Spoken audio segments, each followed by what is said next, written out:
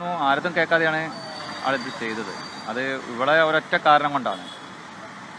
ഇപ്പോൾ ACP ഇത് commissioner പറഞ്ഞ് വേണ്ട എല്ലാ നടപടിയും എടുക്കാൻ സ്വീകരിക്കുക എന്നുള്ളത് പറയണേ.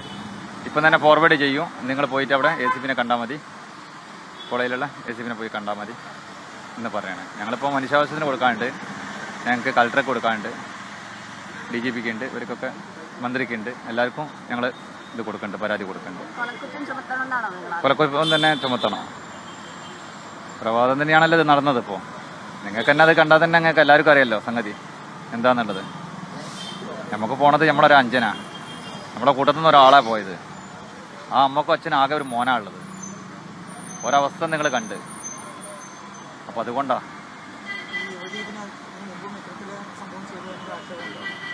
അതിനെപ്പറ്റി എനിക്ക് കൃത്യമായിട്ട് ഞാൻ കിട്ടിയിട്ടില്ല.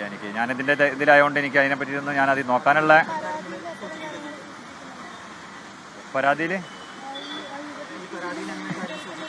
അത് പല ആൾക്കാരും അവിടെ വന്നപ്പം പലരും പല അഭിപ്രായങ്ങൾ പറയുന്നുണ്ട്. അവിടെ അതിൽ പല കാര്യങ്ങളും പറയുന്നുണ്ട്, സംഗതികൾ.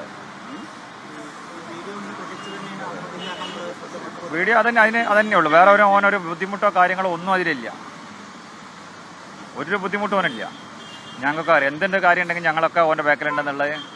ഞങ്ങളൊരു ഒരു മൂന്നാളും, ഒന്ന് ഞാനുണ്ടാവും, ഒന്ന് ഓനുമാണ്.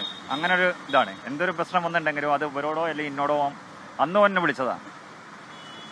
അന്ന് വിളിച്ച് എനിക്കൊന്ന് കാണണം എന്ന് പറഞ്ഞു. അപ്പോൾ ഞാൻ പറഞ്ഞു ഞാൻ പീടികയിൽ എൻ്റെ ഷോപ്പിലുണ്ട്, ഈ പോരെന്ന് പറഞ്ഞു. അപ്പോൾ പറഞ്ഞു ഞാൻ കുറച്ച് ചില്ലറ വർക്ക് ഉണ്ട്, അത് കഴിഞ്ഞിട്ട് ഒന്നുകിന്ന് വരാം അല്ലെങ്കിൽ നാളെ വരാമെന്ന് പറഞ്ഞത്. ആ നാളത്തെ ദിവസം എന്ന് പറഞ്ഞാൽ പിന്നെ ഞാൻ കേൾക്കണത് രാവിലെ ഇതാണ് കേൾക്കണത്. 7 മണിയാകുമ്പോൾ 7:45 വീട്ടിൽ വിവരത്തുന്നത്. അതാണ് സംഗതി. ഇനി ബാക്കിയുള്ളത് ഇവരോട് ബാക്കിയുള്ളത് ചോദിക്കണമെങ്കിൽ ഇവരോട് ചോദിക്കുക. ഇവരായിട്ടും കമ്മ്യൂണിക്കേഷൻ ചെയ്യണത് ചെയ്തുകൊണ്ട് നിൽക്കണം അവരായിട്ട്.